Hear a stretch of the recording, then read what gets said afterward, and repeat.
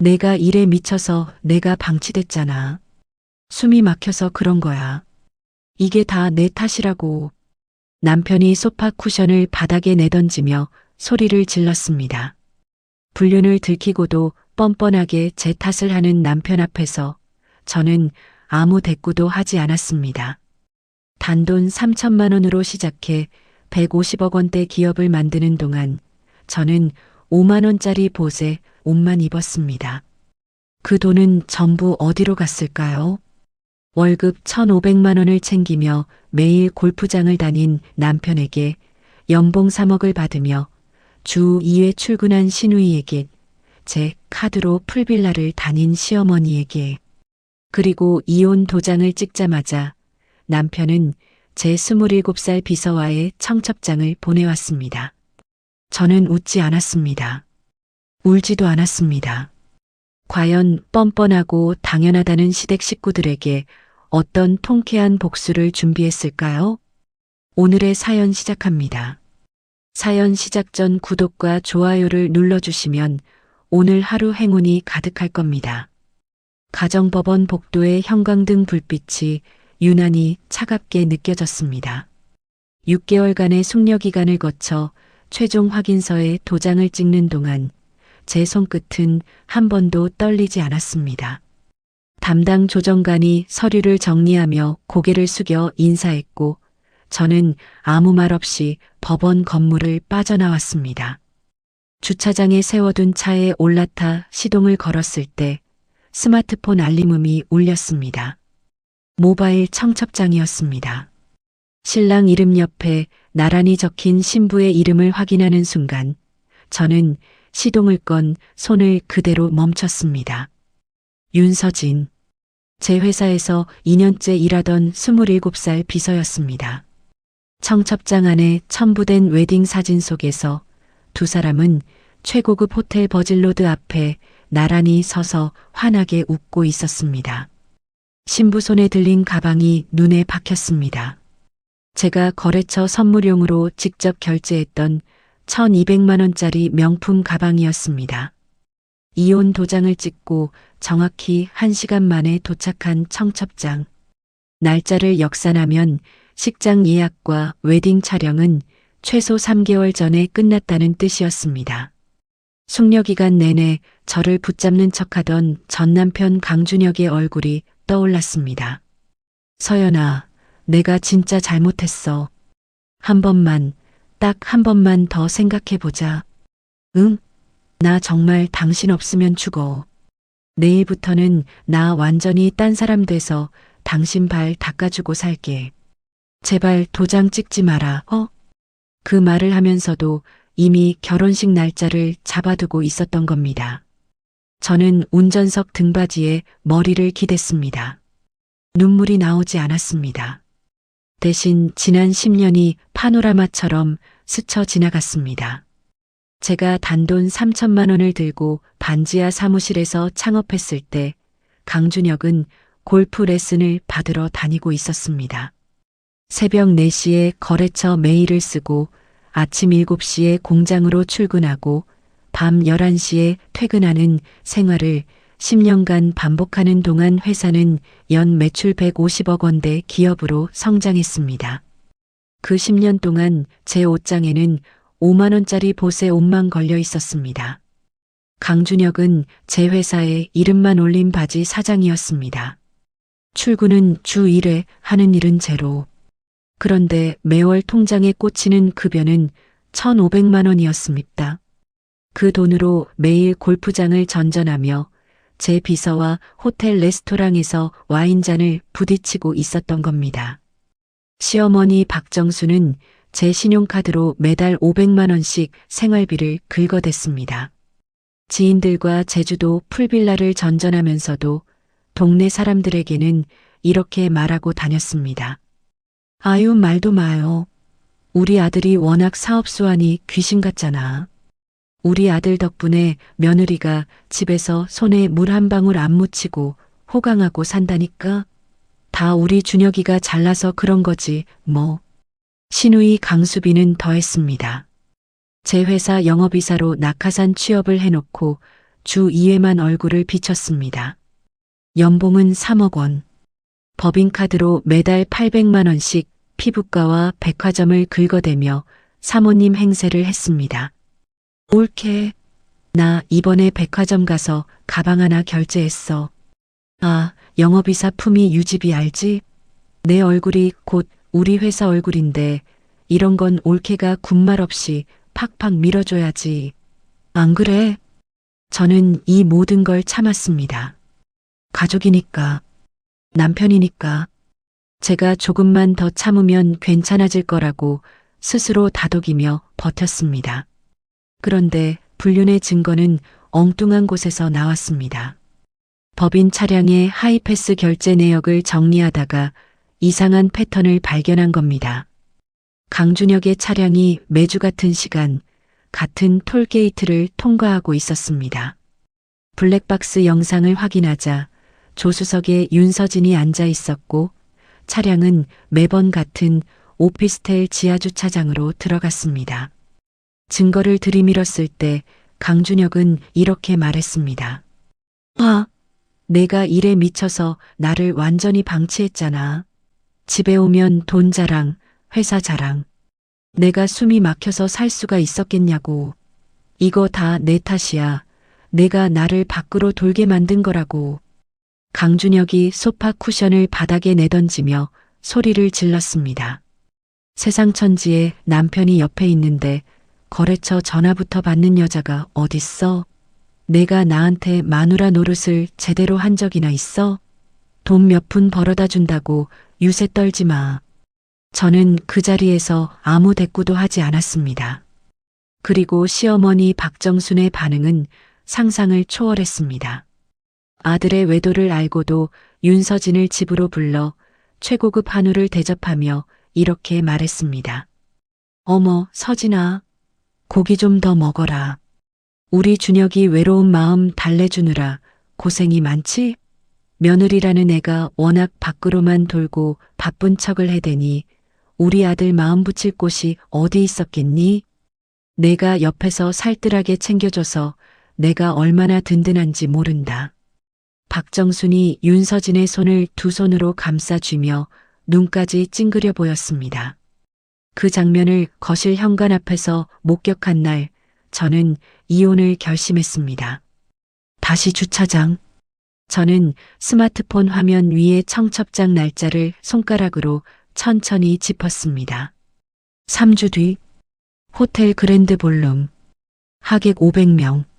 강준혁이 제 돈으로 차린 결혼식이었습니다. 저는 청첩장을 캡처한 뒤 스마트폰을 조수석에 내려놓았습니다. 핸드백에서 수첩을 꺼내 펜을 들었습니다. 맨 윗줄에 이렇게 적었습니다. 해체 목록. 강준혁 월급 1,500만 원. 박정순 신용카드 월 500만 원. 강수빈 연봉 3억, 법인카드 월 800만 원. 제 자본으로 누리던 그들의 모든 경제적 기반을 적어 내려가는 동안 제 손끝은 아까 이혼 도장을 찍을 때처럼 단 한 번도 떨리지 않았습니다.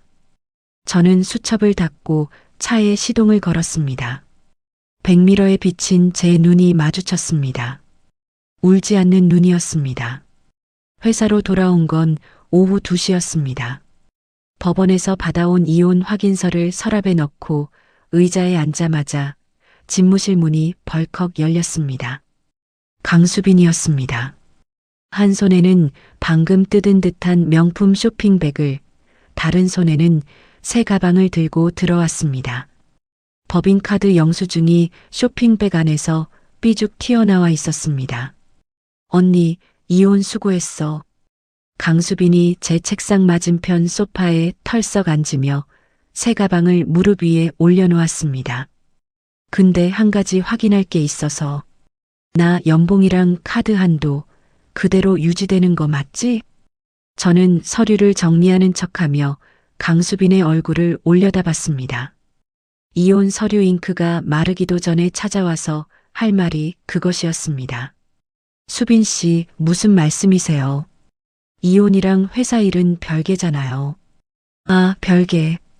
그렇지. 별개여야지. 강수빈이 가방 지퍼를 열어 서류 봉투 하나를 꺼냈습니다. A사 용지 3장짜리 문서였습니다. 맨 위에 가족 합의서라는 제목이 찍혀 있었고 아래쪽에 강준혁의 서명이 선명하게 들어가 있었습니다. 오빠가 작성한 거야. 읽어봐.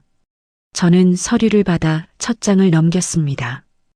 회사 지분 50%를 강준혁에게 양도할 것. 시어머니 박정순에게 매월 생활비를 지급할 것. 강수빈의 영업이사직과 현행 급여 체계를 영구 보장할 것. 이게 뭡니까? 뭐긴 뭐야? 합의 조건이지. 강수빈이 다리를 꼬며 손톱을 들여다봤습니다. 오빠가 바지 사장이었어도 이름은 올라가 있었잖아. 10년이면 지분 절반 정도는 가져갈 자격 있지 않아? 저는 서류를 책상 위에 내려놓았습니다.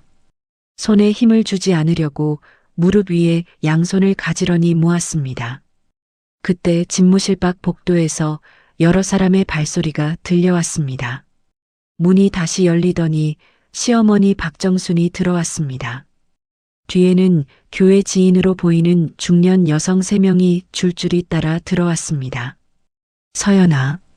박정순이 제 책상 앞에 서서 핸드백을 양손으로 움켜쥐며 입을 열었습니다. 이혼한 건 내 드센 성격 때문이야. 남편한테 잘했으면 이 지경이 됐겠어? 뒤에 선 교회 지인 중 한 명이 고개를 주걱거렸습니다. 박정순이 그 반응에 힘을 얻은 듯 목소리를 한 톤 올렸습니다. 준혁이가 새 출발하는데 어머니로서 할 말은 해야겠다. 신혼여행 경비 내가 내. 어머님, 그게 무슨 말씀이세요? 무슨 말이긴. 내가 아들을 그 꼴로 만들어 놓고 신혼여행비 하나 못 내? 서진이는 준혁이가 외로울 때 옆에 있어준 착한 아이야. 오히려 고맙게 생각해. 박정순의 목소리가 집무실 전체를 울렸습니다. 뒤에 선 교회 지인들이 서로 눈짓을 주고받으며 팔짱을 꼈습니다. 저는 책상 아래로 오른손을 내려 스마트폰의 녹음 버튼을 눌렀습니다. 화면에 빨간 녹음 표시가 켜진 것을 확인한 뒤 천천히 고개를 들었습니다. 어머님, 신혼여행 어디로 가시는데요? 몰디브. 올인클루시브로. 서진이가 그 정도는 받아야지 고생했으니까. 박정순이 핸드백에서 접힌 종이를 꺼내 책상 위에 탁 내려놓았습니다. 리조트 예약 확인서였습니다. 1인당 800만 원, 2인 기준 1,600만 원. 예약자 이름은 강준혁으로 되어 있었고 결제란은 비어 있었습니다. 여기 결제만 해주면 돼. 그 순간 제 스마트폰이 울렸습니다. 강준혁이었습니다. 저는 통화 버튼을 누르며 스피커폰으로 전환했습니다. 서연아, 나야. 강준혁의 목소리가 스피커를 통해 집무실에 퍼졌습니다. 펜트하우스 있잖아. 서진이랑 신혼살림 차려야 하니까 내가 이달 말까지 짐 빼. 어차피 이혼했으니까 거기 있을 이유 없잖아. 그 집은 내 명의야. 명의가 뭐가 중요해. 내가 10년을 거기서 살았어. 도의적으로 생각해봐. 강준혁의 말이 끝나기 전에 강수빈이 소파에서 몸을 일으키며 끼어들었습니다. 맞아, 언니. 오빠가 10년 살았으면 그 집 오빠 집이지. 깔끔하게 넘겨줘.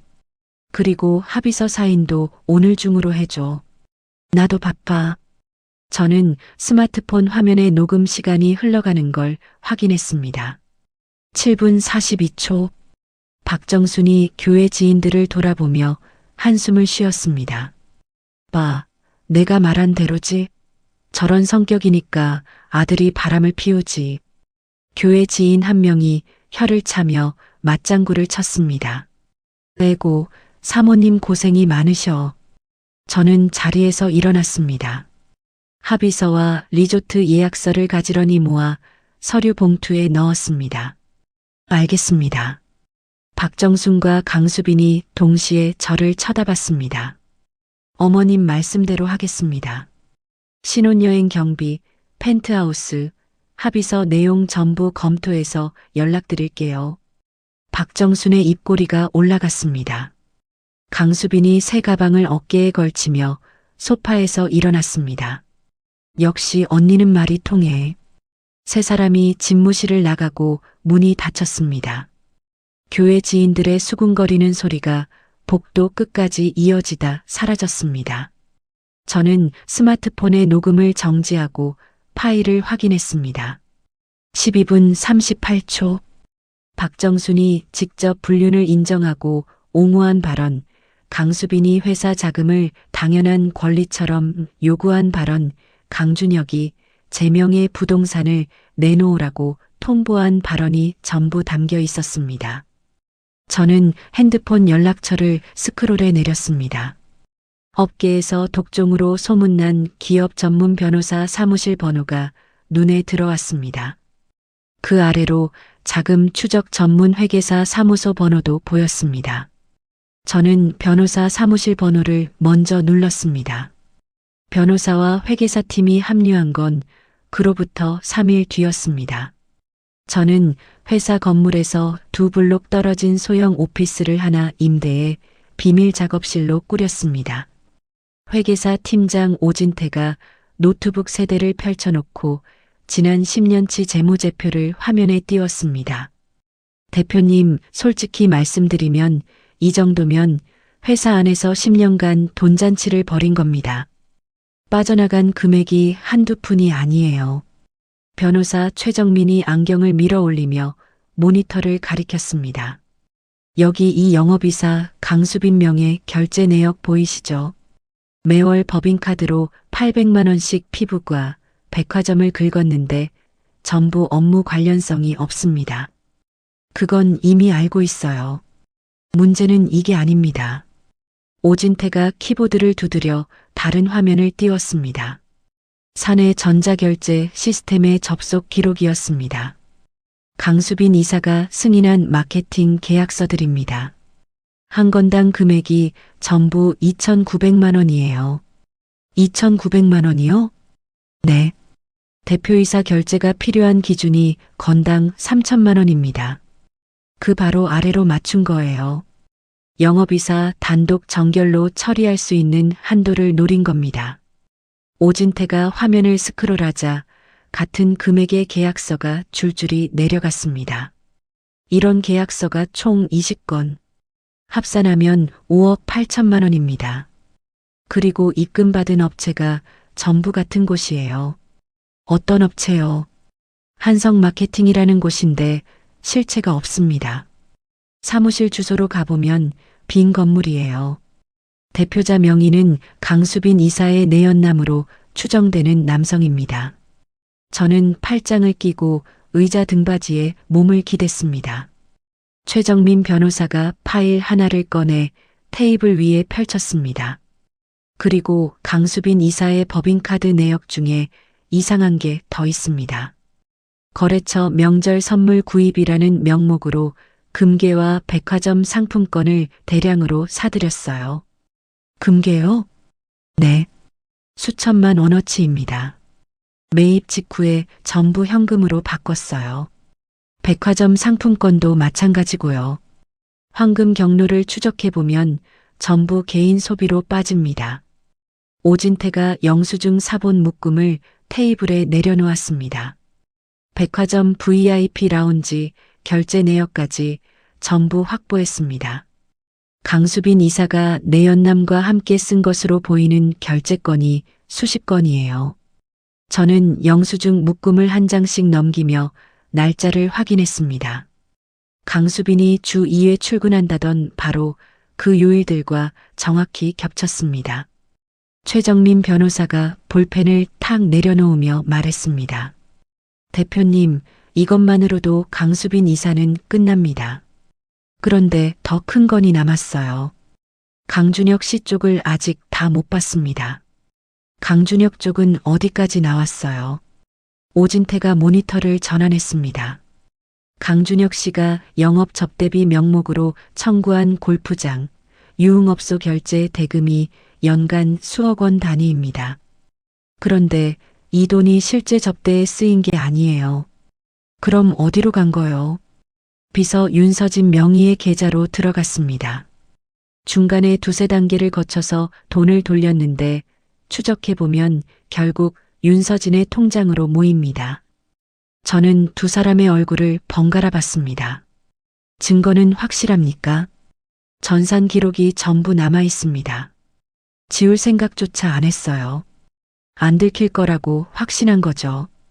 최정민 변호사가 의자를 당기며 몸을 앞으로 숙였습니다. 대표님, 지금 확보된 것만으로도 형사 고소가 가능합니다. 그런데 제 생각에는 좀 더 시간을 두는 게 낫겠어요. 이유가 뭐요? 지금 바로 치면 강준혁 씨 쪽은 접대비 부풀리기 정도로 빠져나갈 수 있습니다. 더 큰 걸 잡으려면 저쪽이 더 욕심을 부리게 만들어야 해요. 저는 고개를 끄덕였습니다. 그러면 어떻게 하면 되겠습니까? 지분 양도와 펜트하우스 이전을 진행하는 것처럼 보여주세요. 저쪽이 안심하면 더 대담하게 움직일 겁니다. 저는 자리에서 일어나 창문 앞에 섰습니다. 비밀 작업실 창 너머로 제 회사 건물 간판이 보였습니다. 그날 저녁 저는 강수빈에게 문자를 보냈습니다. 지분 분할 서류 준비 중입니다. 다음 주까지 마무리할게요. 강수빈의 답장은 1분 만에 왔습니다. 역시 언니.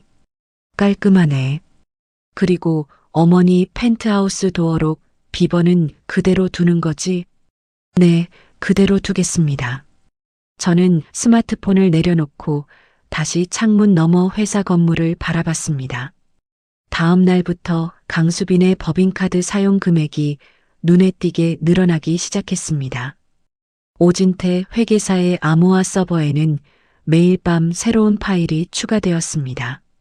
쪼개기 결제 기록, 유령 회사 송금 내역, 금괴 매입 영수증, 법인카드 사적 사용 명세. 그리고 일주일 뒤 저는 펜트하우스로 향했습니다. 짐을 정리하는 척하며 강준혁의 서재에 들어갔습니다. 책장 아래 카펫을 들추자 바닥에 박힌 소형 금고가 나왔습니다. 비밀번호는 강준혁의 생일이었습니다. 10년을 함께 살면서 한 번도 바꾸지 않은 번호. 금고 안에는 검은 가죽 표지의 수첩이 한 권 들어 있었습니다. 첫 장을 펼치자 강준혁의 필체로 빼곡하게 적힌 숫자와 업체명이 눈에 들어왔습니다. 하청업체들로부터 받은 뒷돈의 금액, 날짜, 전달 방법이 한 줄도 빠짐없이 기록되어 있었습니다. 저는 핸드백에서 소형 스캐너를 꺼냈습니다. 한 장씩 촬영하며 넘길 때마다 손끝에 강준혁의 볼펜 자국이 느껴졌습니다. 마지막 페이지까지 촬영을 마친 뒤 수첩을 원래대로 금고에 넣고 카펫을 덮었습니다. 스캔 파일을 최정민 변호사에게 전송하자 3분 만에 답장이 왔습니다. 대표님, 이거면 됩니다. 단순 횡령이 아니라 특정 경제범죄로 갑니다. 저는 서재 문을 닫고 펜트하우스를 나왔습니다. 강준혁의 이중장부를 확보한 다음 날 밤, 저는 서울 외곽의 프라이빗 라운지에 앉아 있었습니다. 맞은편에는 업계 1위 경쟁사 대표 한도윤이 위스키 잔을 천천히 돌리고 있었습니다. 한도윤은 5년 전 강준혁에게 크게 당한 적이 있었습니다. 강준혁이 제 회사 명함을 들고 돌아다니며 한도윤의 핵심 거래처 담당자들에게 뒷돈을 뿌렸고 계약 3건을 한꺼번에 가로챈 적이 있었습니다. 당시 한도윤은 수십억 원의 매출 손실을 입었지만 증거를 잡지 못해 이를 갈며 넘어가야 했습니다. 오래간만입니다, 한 대표님. 서연 대표님이 먼저 연락하실 줄은 몰랐습니다. 무슨 일인지 직접 들어보고 싶어서 왔어요. 한도윤이 위스키 잔을 테이블에 내려놓으며 저를 똑바로 봤습니다. 저는 준비해온 서류 봉투를 테이블 위에 꺼내 놓았습니다. 한 대표님, 단도직입적으로 말씀드릴게요. 강준혁이 제 회사 알짜 거래처를 빼돌려서 유령 회사를 세웠습니다. 비서 윤서진 명의로요. 한도윤의 눈이 좁아졌습니다. 윤서진이면 그 비서 맞습니까? 네. 강준혁과 결혼을 앞두고 있고 그 유령 회사를 통해 제 거래처 물량을 가로채려는 중입니다. 저는 서류 봉투에서 유령 회사의 등기부등본과 거래처, 계약서, 사본을 꺼내 한도윤 앞으로 밀었습니다. 한도윤이 서류를 한 장씩 넘기며 입술을 깨물었습니다. 5년 전이랑 똑같은 수법이군요. 한 대표님, 제안이 있습니다. 저는 몸을 앞으로 숙였습니다. 강준혁이 빼돌린 거래처 물량을 한 대표님 쪽으로 전량 넘기겠습니다. 대신 한 대표님의 법무팀을 저희 변호사 팀과 합류시켜 주십시오. 한도윤이 서류에서 눈을 떼고 저를 올려다봤습니다. 그러면 강준혁의 유령 회사는요? 시장에서 완전히 퇴출시키려고 합니다. 한도윤이 위스키 잔을 들어 한 모금 마셨습니다. 잔을 내려놓는 손이 단단했습니다. 서연 대표님, 저도 5년을 기다렸습니다. 법무팀 전원 투입하겠습니다. 한도윤이 자리에서 일어나 오른손을 내밀었습니다. 저는 그 손을 잡았습니다. 동맹이 성사된 다음 날부터 양쪽 법무팀이 합류해 고소장 작성 작업에 들어갔습니다. 최정민 변호사가 수집한 횡령 증거와 한도윤 쪽 법무팀의 소송 경험이 합쳐지자 고소장의 밀도는 하루가 다르게 촘촘해졌습니다. 그리고 한도윤이 한 가지 제안을 해왔습니다. 서연 대표님, 강준혁의 탐욕을 이용합시다. 수백억 원 규모의 정부 지원 프로젝트 정보를 흘리면 반드시 물 겁니다. 가짜 정보를 흘린다는 말씀이시죠? 네. 강준혁은 큰돈 앞에서 판단력이 사라지는 사람입니다. 제가 5년 전에 확인했어요. 한도윤의 예상은 정확했습니다. 업계 관계자를 통해 흘린 가짜 프로젝트 정보에 강준혁이 즉시 반응했습니다. 강준혁은 유령회사 통장에 모아둔 횡령 자금 전액을 가짜 입찰 보증금으로 쏟아부었습니다. 저는 그 사이 제 회사 내부를 정리하기 시작했습니다. 10년간 저를 믿고 따라준 핵심 인력들과 기술 특허, 알짜 자산들을 신설 자회사로 이전시켰습니다. 모든 절차는 법적으로 하자가 없도록 최정민 변호사가 직접 검토했습니다. 본사에 남은 건 강수빈이 만들어낸 수억 원의 허위 계약서 부채와 강준혁이 빼돌린 뒤 남긴 빈거래처 목록뿐이었습니다. 그 사이 사설 탐정이 보내온 사진 한 묶음이 도착했습니다.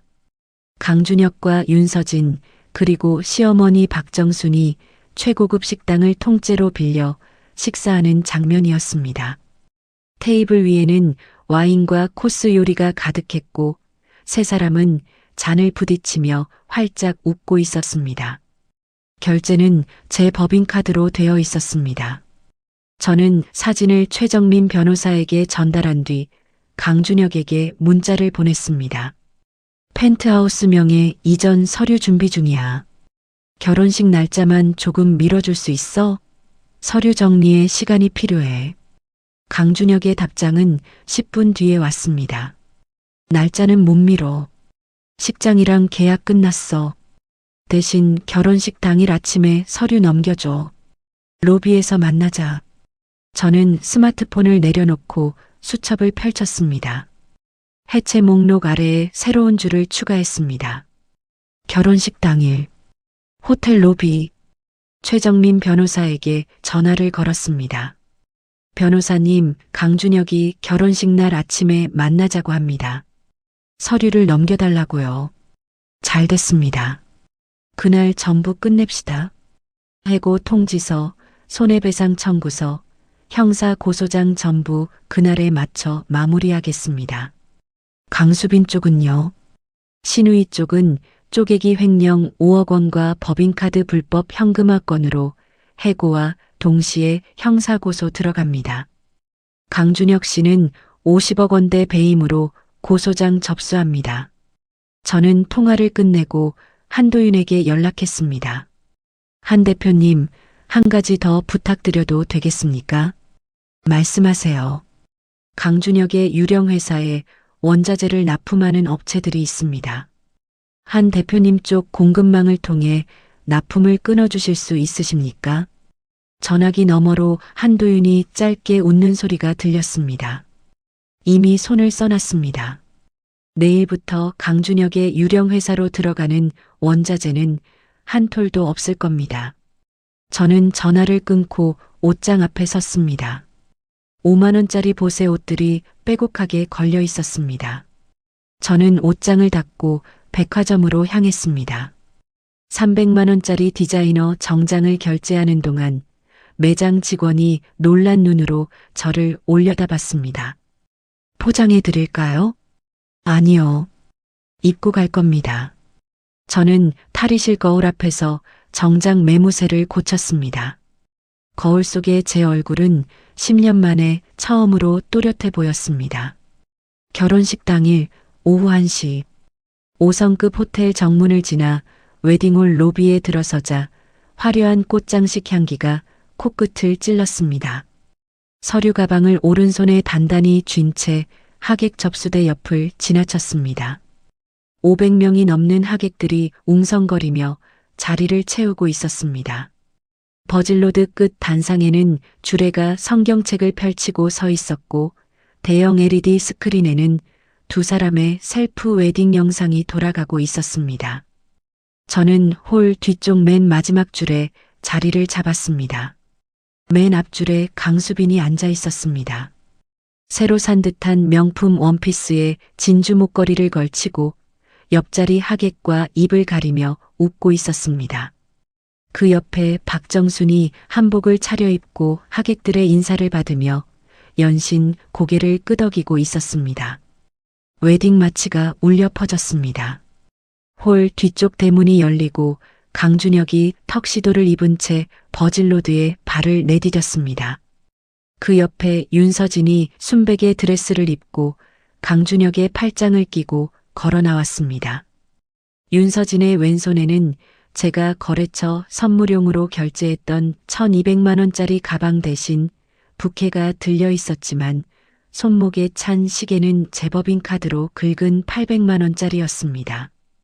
두 사람이 버질로드 중간쯤에 이르렀을 때 저는 스마트폰을 꺼내 문자 한 통을 보냈습니다. 지금 3초 뒤 대형 LED 스크린의 영상이 바뀌었습니다. 셀프 웨딩 영상이 사라지고 강준혁에 잡힐 이중장부가 고화질로 스크린 가득 펼쳐졌습니다. 하청업체 이름, 뒷돈 금액, 전달 날짜가 강준혁의 필체로 빼곡히 적힌 페이지가 한 장씩 넘어갔습니다. 웅성거림이 시작됐습니다. 다음 화면으로 강수빈의 사내 전자결제 화면이 떠올랐습니다. 2,900만 원짜리 허위 마케팅 계약서 20건이 일렬로 나열되었고 입금받은 유령회사의 통장 내역이 그 옆에 나란히 표시됐습니다. 하객들의 고개가 일제히 스크린을 향했습니다.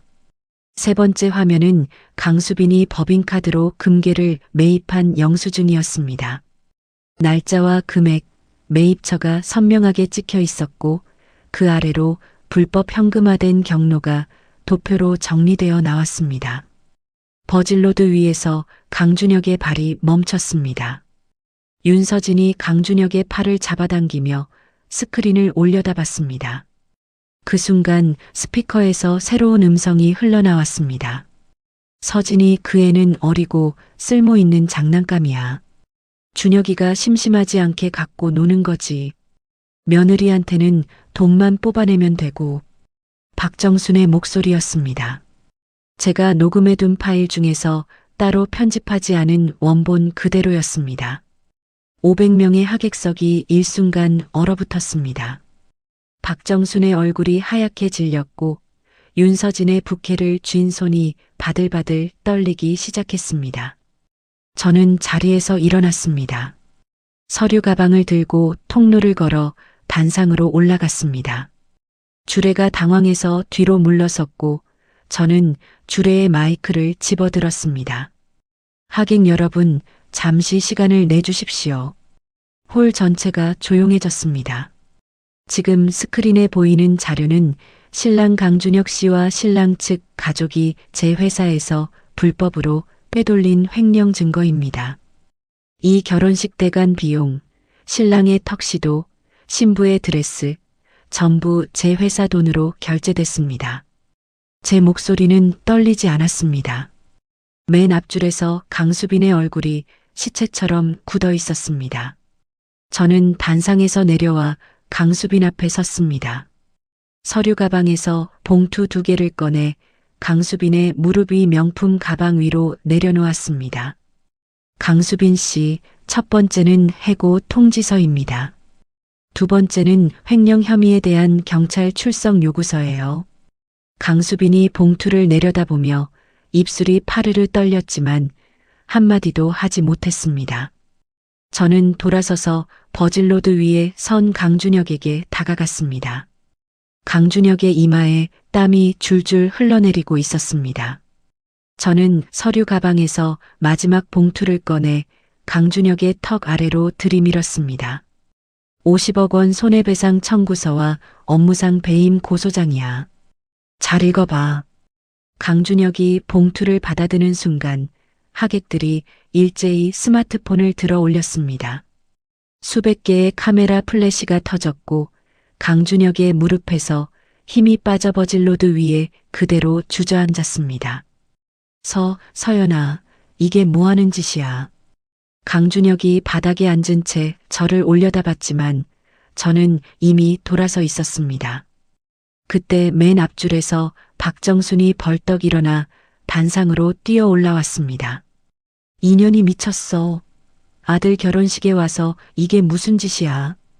박정순이 두 팔을 휘두르며 저에게 달려들었습니다.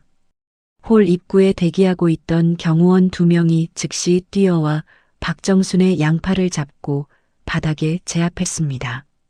저는 바닥에 엎드린 박정순을 내려다보며 입을 열었습니다. 어머님이 계시던 펜트하우스 도어록 비밀번호 10분 전에 바꿨습니다. 박정순의 눈이 휘둥그레 커졌습니다. 그때 하객석 중간에서 비명이 터졌습니다. 윤서진의 부모로 보이는 중년 부부가 자리에서 일어나 버질로드로 걸어 나왔습니다. 윤서진의 아버지가 딸의 팔을 움켜잡았고 어머니가 윤서진의 뺨을 내리쳤습니다. 당장 나가. 윤서진의 어머니가 이를 악물며 딸의 면사포를 벗겨 바닥에 내던졌습니다. 윤서진이 울음을 터뜨리며 끌려나갔고 드레스 자락이 버질로드 위에 질질 끌렸습니다. 서약 한 줄 읽지 못한 결혼식이었습니다. 저는 서류 가방을 다시 들었습니다. 호텔 직원들이 뛰어와 홀을 통제하려 했고 바닥에 주저앉은 강준혁이 두 손으로 얼굴을 감싸며 신음을 흘렸습니다. 저는 그 소리를 등 뒤에 두고 웨딩홀 출구를 향해 걸었습니다. 로비를 지나 호텔 정문을 나서자 4월의 바람이 얼굴을 스쳤습니다. 서류 가방이 아까보다 가벼웠습니다. 다음 날 아침 새로 구한 오피스텔에서 눈을 떴습니다. 침대 옆 탁자 위에 놓아둔 스마트폰 화면이 알림으로 가득 차 있었습니다. 부재중 전화 50통, 전부 박정순이었습니다. 저는 화면을 한번 쓱 훑어보고 스마트폰을 뒤집어 놓았습니다. 세수를 하고 커피를 내리는 동안 스마트폰이 다시 울렸습니다. 5,000번째 전화였습니다. 저는 커피잔을 테이블에 내려놓고 통화 버튼을 눌렀습니다. 수화기 너머로 박정순의 오열이 쏟아졌습니다. 서연아, 제발. 한 번만 살려줘. 카드가 안 돼. 집에도 못 들어가. 이러면 내가 어떻게 살아? 제발 한 번만 봐줘. 저는 커피를 한 모금 마셨습니다. 누구신데 무슨 일이시죠? 수화기 너머에서 숨소리가 멈췄습니다. 서연아? 나야, 어머니야. 죄송한데 잘못 거신 것 같습니다. 저는 통화를 끊고 박정순의 번호를 차단 목록에 추가했습니다. 커피가 아직 따뜻했습니다. 그날 오후부터 상황이 바뀌기 시작했습니다.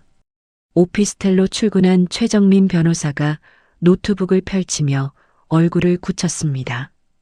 대표님, 보셔야 할 게 있습니다. 최정민 변호사가 포털 사이트 화면을 띄웠습니다. 지역 맘카페 게시판에 제 이름이 올라가 있었습니다. 모 기업 대표, 재산 독식하려고 증거 조작, 시댁 식구 쫓아낸 패륜녀의 실체. 글 아래에는 제가 치매 걸린 시어머니를 길거리에 내쫓고 재산을 빼앗았다는 거짓 사연이 장문으로 적혀 있었습니다. 댓글이 수백 개 달려 있었고 공유 횟수가 시간마다 올라가고 있었습니다. 강수빈 이사와 박정순 씨가 동시에 올린 겁니다. 여러 아이디를 돌려쓰면서 퍼뜨리고 있어요. 저는 화면을 스크롤하며 댓글을 읽었습니다. 모르는 사람들이 저를 악마라고 패륜녀라고 부르고 있었습니다. 이건 대응할 수 있습니까? 이것만이면 대응이 가능합니다. 그런데 문제가 하나 더 있어요. 최정민 변호사가 다른 화면을 열었습니다. 인터넷 경제 매체에 기사 하나가 올라와 있었습니다. 여성 기업인 이서연 경쟁사 대표와 불륜. 남편을 희생양으로 만든 충격 내막. 기사에는 제가 한도윤과 내연 관계이며 이를 숨기기 위해 무고한 남편에게 누명을 씌웠다는 내용이 가득했습니다. 익명의 관계자 인터뷰라는 이름으로 강준혁이 한 말이 그대로 실려 있었습니다. 강준혁 씨가 기자를 매수한 겁니다. 기사료를 주고 써달라고 한 정황을 지금 추적 중입니다. 저는 노트북을 닫고 눈을 감았습니다. 3초 뒤 눈을 떴습니다. 은행 쪽은 어떻습니까? 최정민 변호사의 표정이 더 어두워졌습니다. 오늘 오전에 주거래 은행 두 곳에서 연락이 왔습니다. 기업 대출 만기 연장을 거부한다는 통보입니다. 기사 때문에 평판이 문제라고요. 그때 제 스마트폰에 문자가 도착했습니다. 핵심 부품 하청업체 대표가 보낸 메시지였습니다. 이서연 대표님, 현금 결제 보장해 주시지 않으면 내일부터 납품 중단하겠습니다. 기사 보고 저희도 불안합니다. 저는 문자를 읽고 스마트폰을 테이블에 내려놓았습니다. 다음 날 아침 회사 로비에 확성기를 든 남자 대여섯 명이 나타났습니다. 양복을 입고 있었지만 눈빛은 험악했습니다. 이서연 나와. 주주들 돈을 먹고 도망칠 셈이야. 사기꾼 이서연. 당장 돈 내놔. 로비에 있던 직원들이 놀라서 뒤로 물러섰습니다. 경비원이 막으려 했지만 남자들은 경비원을 밀치고 로비 한가운데서 소리를 질러댔습니다. 저는 3층 집무실 창문에서 그 광경을 내려다봤습니다. 최정민 변호사가 옆에 서서 말했습니다. 강준혁 씨가 보낸 겁니다. 저 사람들 전부 사기 피해자로 위장한 용역입니다. 그날 밤 강준혁에게서 문자가 왔습니다. 고소 취하해. 그리고 위자료 10억 입금해. 안 그러면 내 사생활 사진 조작해서 뿌린다. 어떤 사진인지는 상상에 맡길게. 저는 그 문자를 캡처해 최정민 변호사에게 전송했습니다. 다음 날 임원 3명이 사직서를 제출했습니다. 가짜 기사와 로비 소동에 겁을 먹은 것이었습니다. 저는 사직서를 받아들고 아무 말 없이 서명했습니다. 그날 밤 10시 서울 외곽의 안전가옥에 최정민 변호사와 한도윤이 모였습니다.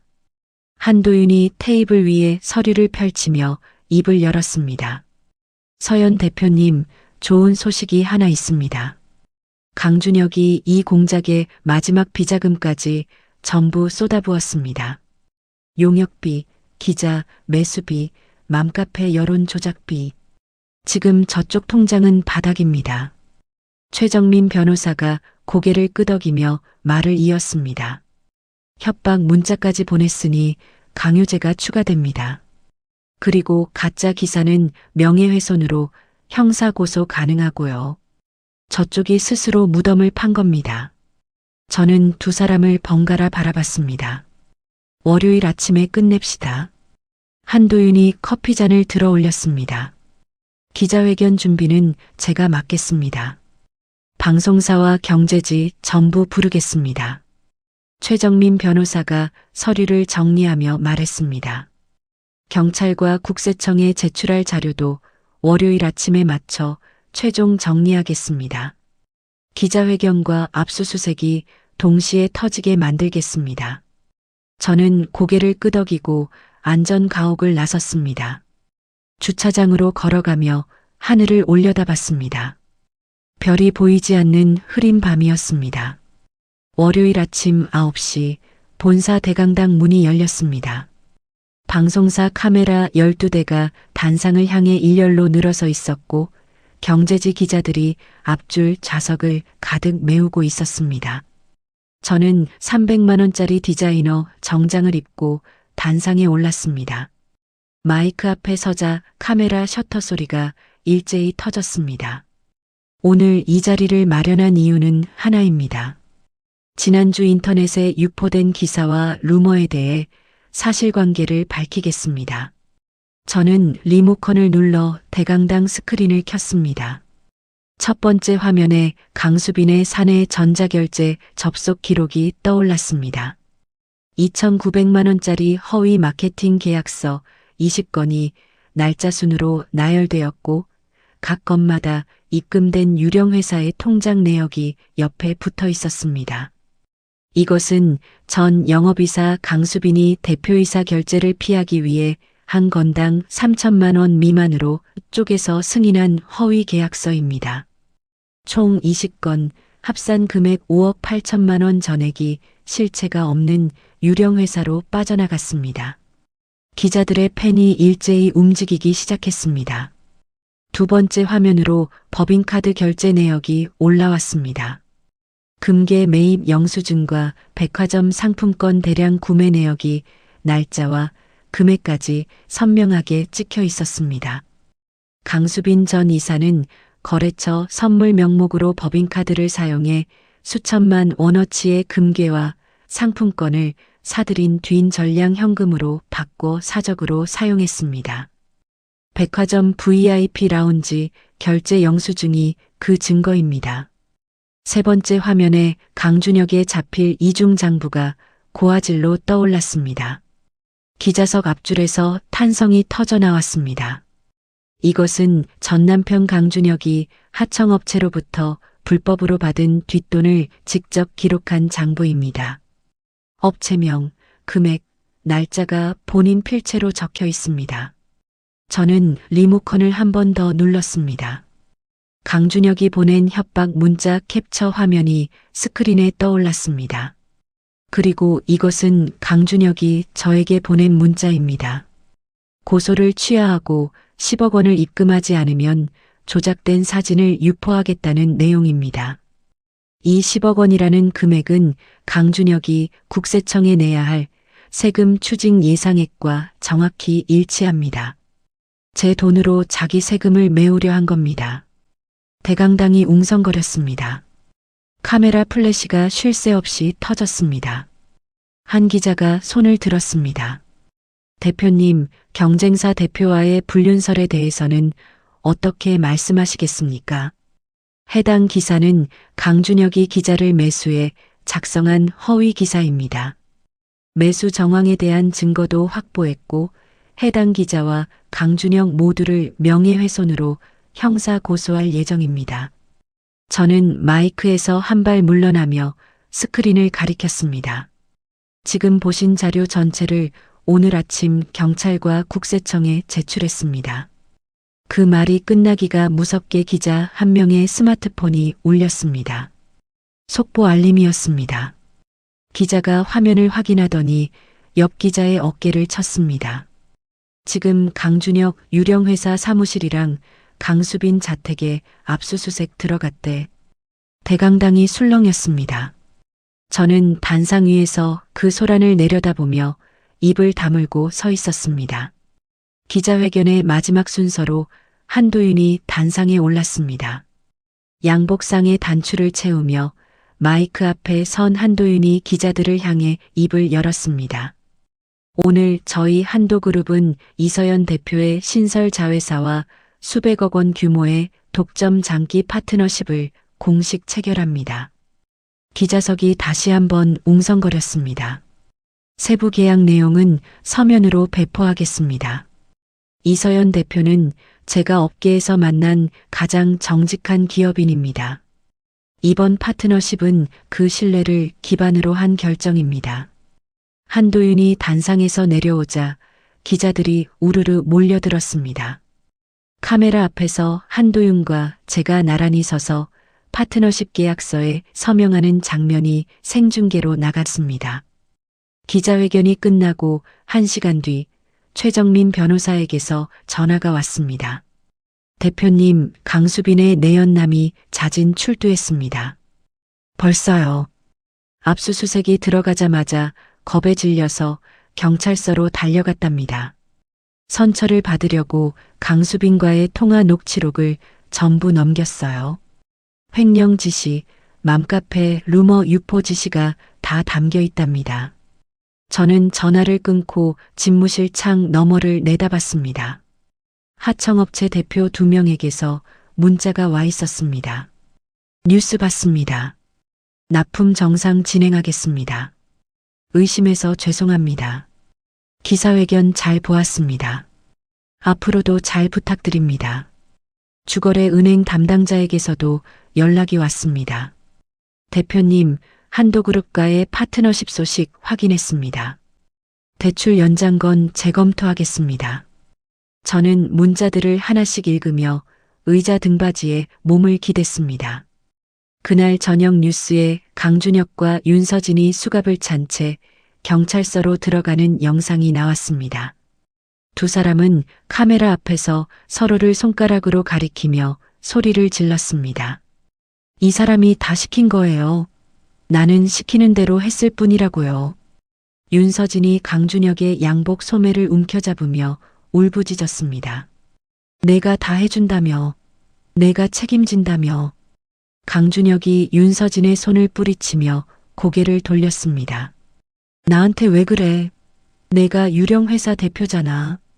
경찰 2명이 두 사람을 양쪽으로 떼어놓으며 조사실 안으로 밀어 넣었습니다. 다음 뉴스에는 박정순이 나왔습니다. 펜트하우스에서 강제로 퇴거당한 박정순이 캐리어 하나를 끌고 아파트 정문을 나서는 모습이었습니다. 기자가 마이크를 들이밀자 박정순이 카메라를 손으로 가리며 고개를 숙였습니다. 경찰서 로비에 설치된 TV에서 아들과 딸의 구속영장 청구 뉴스가 흘러나왔습니다. 로비 의자에 앉아 그 화면을 올려다보던 박정순이 두 눈을 뒤집으며 바닥으로 쓰러졌습니다. 로비에 있던 사람들이 힐끗 쳐다봤지만 아무도 다가가지 않았습니다. 저는 TV를 끄고 오피스텔 창문 앞에 섰습니다. 스마트폰에 최정민 변호사의 문자가 한 통 와 있었습니다. 구속영장 청구 완료. 내일 영장 심사입니다. 1년이 지났습니다. 법원은 강준혁에게 징역 7년을 선고했습니다. 50억 원의 손해배상 판결이 함께 내려졌고 강준혁은 선고를 듣는 내내 고개를 떨구고 있었습니다. 변호사가 옆에서 뭐라고 속삭였지만 강준혁은 고개조차 돌리지 않았습니다. 강수빈에게는 징역 5년이 선고됐습니다. 횡령한 금액 전액을 토해내라는 판결이 붙었습니다. 선고가 내려지는 순간 강수빈이 방청석을 돌아보며 입을 열었습니다. 내연남이 다 시킨 거라고. 나는 몰랐어. 재판장이 의사봉을 내리쳤습니다. 피고인은 조용히 하십시오. 강수빈의 입이 닫혔습니다. 법정 경위가 강수빈의 팔을 잡고 퇴정시켰고 강수빈은 끌려나가면서도 계속 고개를 돌려 방청석을 훑쳤습니다. 아무도 눈을 마주쳐주지 않았습니다. 윤서진의 소식은 최정민 변호사를 통해 들었습니다. 윤서진 씨는 강준혁의 유령회사에 이름이 올라가 있었기 때문에 세금 폭탄을 전부 뒤집어 쓰게 됐습니다. 거기에 연대 보증까지 서 있었어요. 파산 신청은요. 기각됐습니다. 고의로 재산을 빼돌린 정황이 인정돼서 면책을 받을 수 없게 됐어요. 명품 가방을 들고 웨딩 촬영을 하던 27살 비서는 식당 주방에서 앞치마를 두르고 설거지통 앞에 서 있다는 이야기가 업계에 돌았습니다. 박정수는 펜트하우스에서 쫓겨난 뒤 아들 명의의 아파트로 옮겼지만 그 아파트도 압류되면서 다시 거리로 나와야 했습니다. 최정민 변호사가 조사하니 박정수는 월세 20만 원짜리 고시원에 들어가 있었습니다. 창문도 없는 방이었습니다. 박정순 씨가 폐지를 줍기 시작했다는 이야기도 있습니다. 저는 그 말을 듣고 아무런 대꾸도 하지 않았습니다. 커피를 한 모금 마시고 다음 안건으로 넘어갔습니다. 기생충들을 떼어낸 회사는 완전히 달라졌습니다. 강수빈이 빼돌리던 매달 수천만 원의 누수가 사라지자 그 돈이 고스란히 연구개발과 직원 복지로 돌아갔습니다. 한도윤의 한도그룹과 체결한 독점 파트너십이 본격적으로 가동되면서 신규 거래처가 줄줄이 붙었습니다. 자회사로 옮긴 핵심 인력들이 밤낮 없이 뛰어준 덕분에 회사는 창업 이래 최대 영업이익을 기록했습니다. 저는 회사 안에 법률지원센터를 하나 만들었습니다. 사내 변호사 2명을 전담 배치하고 운영비 전액을 제 개인 돈으로 충당했습니다. 경제적으로 착취당하거나 가정에서 폭력을 겪는 여성 직원이 있으면 법률 상담부터 소송 지원까지 전부 이곳에서 처리할 수 있도록 만들었습니다. 센터 개소식 날 한 여직원이 다가와 제 손을 잡았습니다. 대표님 감사합니다. 저도 말 못하고 혼자 참고 있었거든요. 저는 그 직원의 손을 가만히 잡아주었습니다. 제가 10년간 혼자 참았던 그 시간이 떠올랐지만 입 밖으로 꺼내지는 않았습니다. 가을이 왔습니다. 산업통상자원부가 주관하는 올해의 중소기업인 상 시상식 초청장이 도착했습니다. 저는 초청장을 책상 위에 올려놓고 한참을 들여다봤습니다. 시상식 당일 저는 옷장을 열었습니다. 한쪽 구석에 5만 원짜리 보세 옷 몇 벌이 아직 남아 있었습니다. 저는 그 옷들을 꺼내 검은 비닐봉지에 담았습니다. 맞춤 수트를 꺼내 입었습니다. 최고급 원단으로 제 몸에 맞춰 재단한 옷이었습니다. 거울 앞에 서서 소매 끝을 잡아당기고 깃을 바로잡았습니다. 거울 속에 제 얼굴이 1년 전 호텔 웨딩홀에서 마이크를 잡았던 그날보다 훨씬 편안해 보였습니다. 시상식장에 들어서자 수백 명의 업계 관계자들이 자리를 메우고 있었습니다. 단상 위 대형 스크린에 수상자 명단이 떠올랐을 때 제 이름 옆에 붙은 수식어를 읽었습니다. 자수성가 혁신 기업인 이서연. 누군가의 며느리도 바지 사장의 아내도 아니었습니다. 이름이 호명되자 저는 자리에서 일어나 단상으로 걸어갔습니다. 카메라 플래시가 쏟아졌고 객석에서 기립박수가 터져나왔습니다. 트로피를 두 손으로 받아들었을 때 손끝에 전해지는 금속의 무게가 묵직했습니다. 시상식이 끝나고 연회장으로 자리를 옮겼습니다.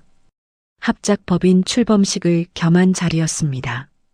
입구에 직원들이 줄지어 서서 박수를 치고 있었고 그 뒤에 한도윤이 양복 주머니에 한 손을 넣은 채 서 있었습니다. 축하합니다. 서연 대표님. 한도윤이 웨이터가 건넨 샴페인 잔 2개 중 하나를 제게 내밀었습니다. 한 대표님 도움이 없었으면 여기까지 못 왔습니다. 도움이 아닙니다. 저도 5년 묵은 체증이 내려갔으니까요. 한도윤이 잔을 들어 올렸습니다. 저도 잔을 들어 올려 가볍게 부딪혔습니다. 맑은 소리가 연회장에 퍼졌습니다. 한도윤이 잔을 내리며 저를 봤습니다. 단순히 사업 파트너를 바라보는 눈이 아니었습니다. 그 시선 안에 지난 1년간 흔들리지 않고 함께 쌓아온 시간의 무게가 담겨 있었습니다. 저는 샴페인 잔을 들고 연회장 끝 대형 창문 앞으로 걸어갔습니다. 서울의 야경이 유리창 가득 펼쳐져 있었습니다. 빌딩 불빛들이 촘촘하게 빛나고 있었고 그 아래로 도로 위 자동차 불빛이 천천히 흘러가고 있었습니다. 10년간 저는 가족의 돌이라는 이름으로 모든 것을 내주었습니다. 제 돈을, 제 시간을, 제 자존심을 전부 갖다 바치고도 남은 건 5만 원짜리 보세 옷뿐이었습니다. 샴페인 잔에 입술을 대며 창밖을 내다봤습니다. 트로피를 넣은 가방이 발 옆에 놓여 있었습니다. 가방 무게가 느껴졌습니다. 그 무게가 싫지 않았습니다. 여러분, 서연 씨의 외로운 싸움의 이야기를 잘 들으셨나요? 이서연은 10년을 참았습니다. 5만 원짜리 보세 옷을 입으며 가족이라는 이름 아래 모든 것을 내주었습니다. 남편의 골프비도, 시어머니의 풀빌라 여행도, 시누이의 백화점 쇼핑도 전부 이서연의 손에서 나온 돈이었습니다. 그런데 돌아온 것은 배신과 모욕, 그리고 이혼 도장을 찍자마자 날아온 청첩장이었습니다. 하지만 이서연은 울지 않았습니다. 대신 수첩을 꺼내 펜을 들었습니다. 감정이 아니라 숫자로, 눈물이 아니라 증거로 한치의 흔들림 없이 기생충들을 도려냈습니다.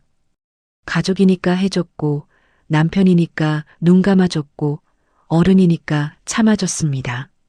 그런데 그 마음을 이용해 먹은 사람들은 단 한 번도 고맙다는 말을 하지 않았습니다.